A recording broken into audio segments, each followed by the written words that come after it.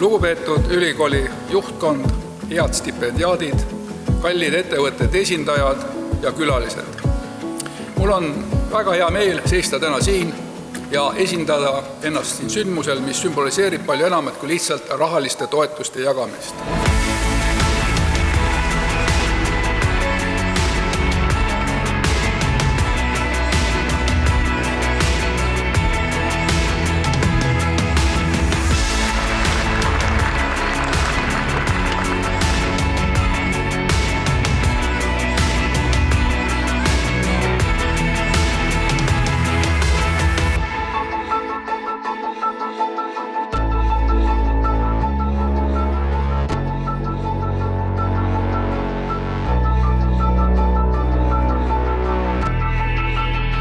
Oluline on loomulikult see, kuidas te oma õpingutesse panustate, aga et ka nad lõpuni jõuavad.